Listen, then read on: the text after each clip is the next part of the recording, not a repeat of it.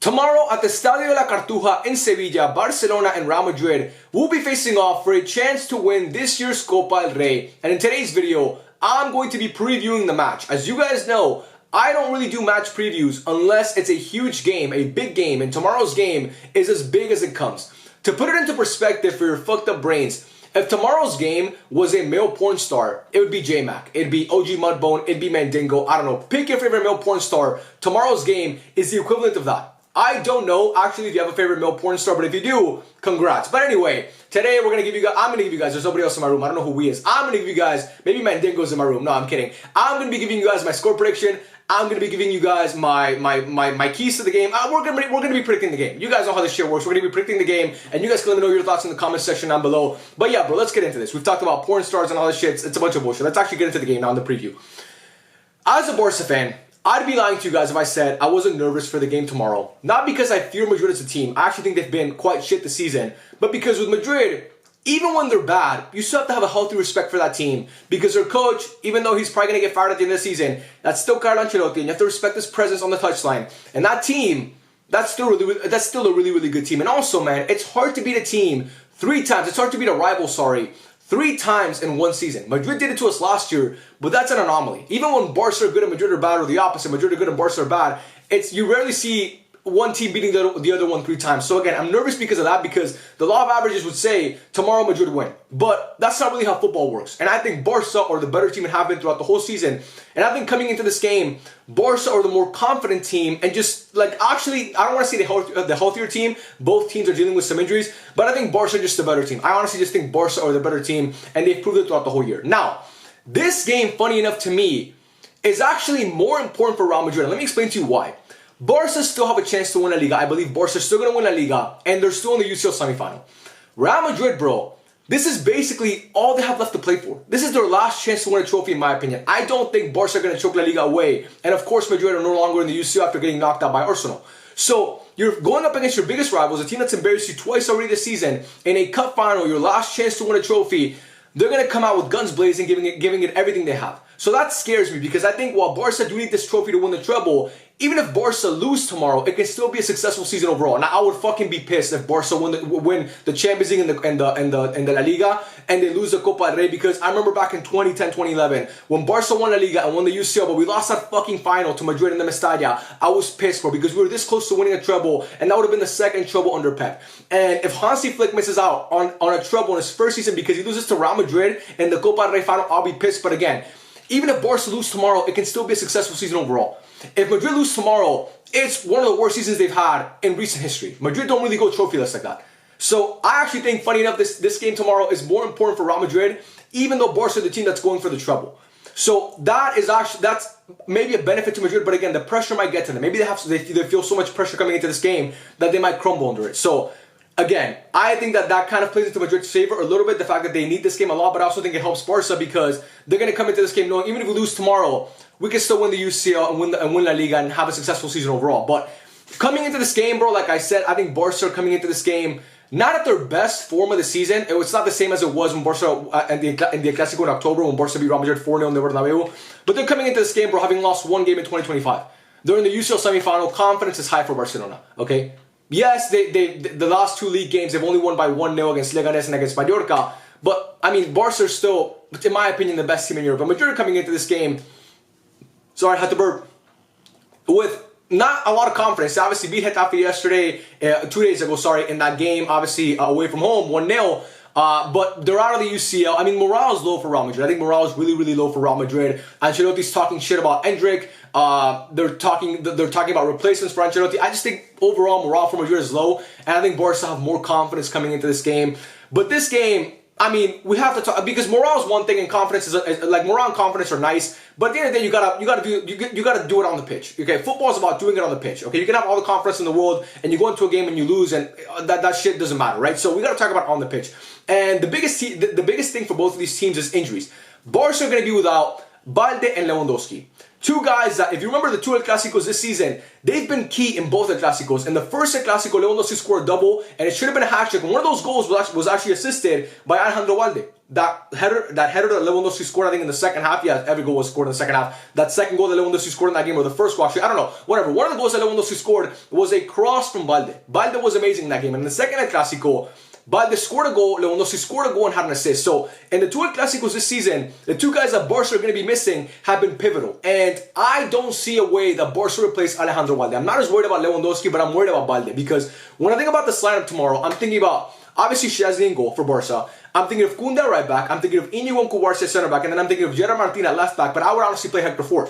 I was thinking in my head, how can we fit Araujo into this team? Because if you put Araujo at right back, we know he's dealt with Vini fairly well in the past. But you can't fit Araujo into this team because it's going to fuck up the whole back line. Because you're not going to move Íñigo to left back. You're not going to put Cubarsí at left back. You got to keep those two as they are because they've been so good this season. And you're not going to bench Koundé for the Clásico. He's the best right back in the world, and he can deal with Vini as well. But I was thinking, how can we fit Araujo into this team? How can we have a backline of Araujo, Íñigo, Cubarsí, and Koundé? And I don't see how we do it because we'd be playing four center backs. I know Koundé's a right back, but he started off as a center back, so I don't think it's going to work. So it's going to have to, I think Flick is going to play Gerard Martín. I would play Hector Ford, but whatever, he's going to play Gerard Martín. So that kind of scares me a little bit, the fact that we're going to play Gerard Martín. But after that, that's really my only concern for Barca tomorrow is the left back position.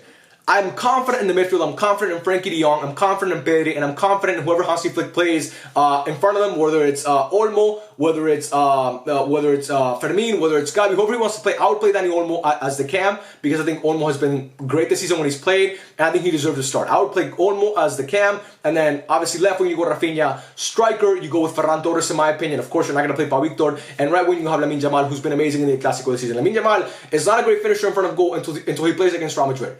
So for Barca, yes, you're missing Valde, you're missing Lewandowski, but you can still put a really, really good team out there. Now, again, like I said, my biggest concern is the left back position, but I think Flick could do something to kind of mitigate that. Now, for Real Madrid, they're going to be without Camavinga because, unfortunately for him, he's going to be out for the rest of the season because he tore his abductor, I'm pretty sure, in that game against Getafe. They're going to be without Alaba, I'm pretty sure, because Ancelotti came out and said it. And they're going to be without who else? Possibly Ferland Mendy. So, you're not going to have Camavinga, you're not going to have Mendy, you're going to have to play Fran Garcia at left back.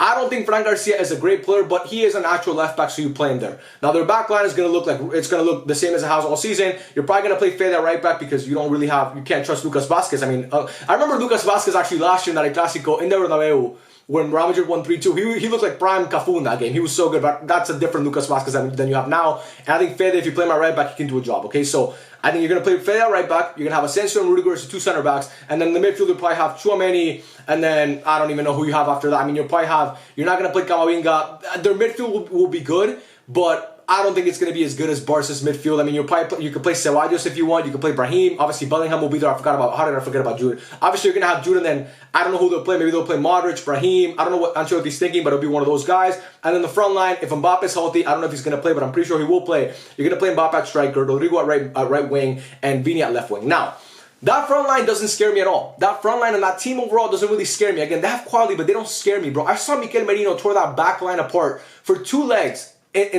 when Madrid played Arsenal.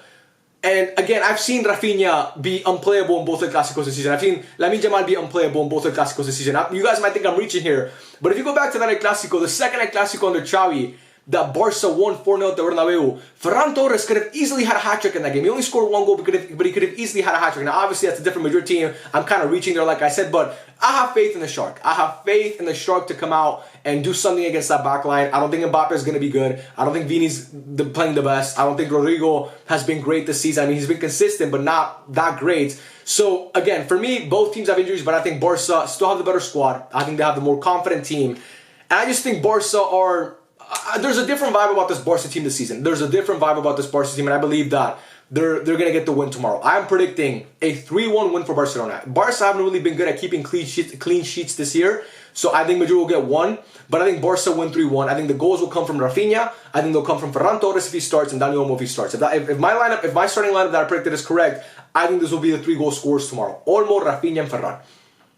Okay, I have so much faith in Pedri in tomorrow's game because I think he'll control the tempo of that midfield. I think Barca's midfield is better. I think Barca's front line is honestly better. They've played better this season. I think Barca's back line is better. The only thing that Madrid have over Barca is Courtois. Courtois can single-handedly save Madrid because he's done it so many times, okay? He's done it so many times. But again, you guys know me. I'm not trying to sit here and like, here's what I'll say. I'm not some tactical genius. If you're coming here expecting me to be some football, like the football purist and break down how Madrid are going to break this down, and how I'm not that type of guy. You're in the wrong channel. You come here for male porn star references and other bullshit, okay? But I am a passionate fan. I'm a Barca fan, and I just believe this team will win, okay? I believe this team will win. I predict the Barca to win both the Clásicos before this season. I do that every year, by the way. I never predict Barca to lose in a Clásico because that's just not in my... I can't do it. I literally can't do it. But I don't think it's going to be any different tomorrow. I don't think it's going to be any different tomorrow. I think the Flickinator is a better coach than the Ancelotinator. That's not a good name, but I think the Flickinator is a better coach.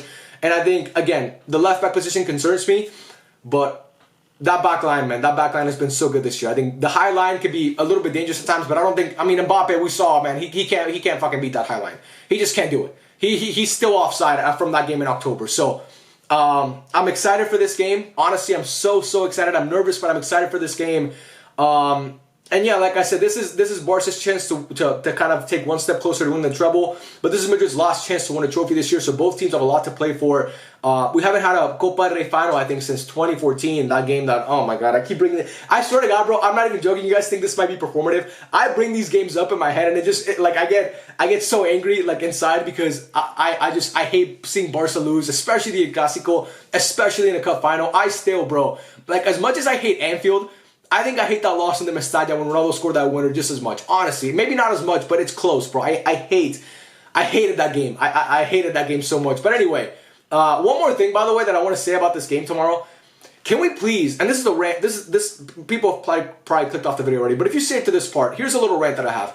Can we please stop hosting these finals in Olympic stadiums? It kills the whole vibe of a final. I fucking hate seeing finals in Olympic stadiums. That track and field shit that they have, the crowd is the fans are so apart from the field. It kills the whole mood. It kills the whole vibe. I hate it. I hate it. That's why I'm so happy that the final this year in the UCL is at the Allianz Arena, because that stadium, bro, the fans are so close to the pitch. That's what makes the vibe of a final. I remember watching that final between Man City and Inter in Istanbul, and it was so whack, man. It's just so fucking whack. Even at Montjuic, bro, I hate watching the games at Montjuic because the fans and the crowd are so far apart. You need that vibe, bro. The ultras usually are behind the goals, and like it just makes it so shit. But anyway, man, like I said, I'm yapping about stadiums now. That's just a gripe that I have. I just don't like seeing finals be hosted in Olympic stadiums. Hosted anywhere else. It used to be cool when it was at the Mestalla. Why don't we do it at the Mestalla again?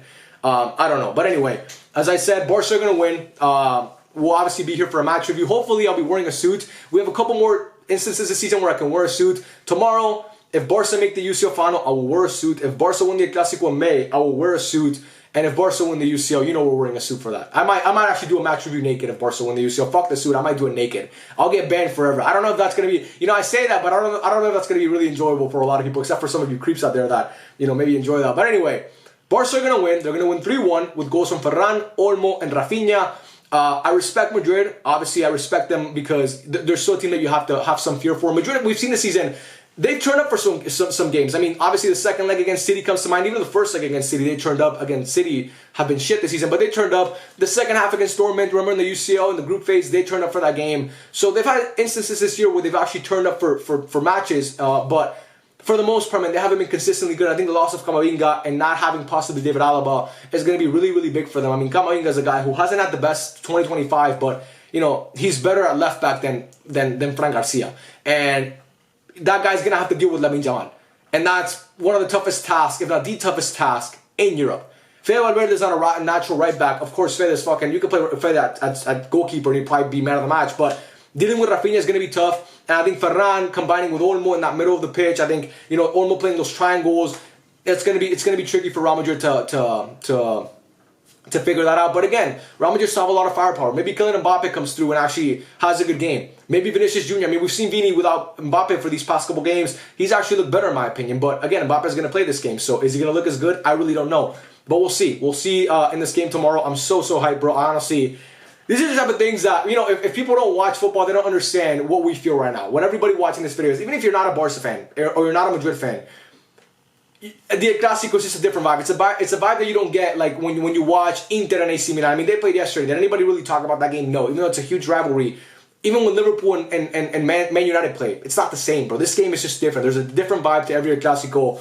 And we'll see how it goes, man. We'll see how it goes. You guys let me know in the comment section down below your thoughts for the game. What are your keys to the match? Did I miss anything here? No, again, like I said, I don't see how Barca can fit Araujo into this team. I tried, but I don't think they can. But I think Barca's midfield is going to be so dominant as they have been throughout the whole year. I think Flick is going to outcoach Ancelotti once again. And I think that, you know, if Barca win this game tomorrow and they win it in the fashion that I'm predicting 3-1, which to me is a comfortable win, I mean, you can forget about Real Madrid doing anything in that Clásico in May in Montjuic because their morale is going to be so shot.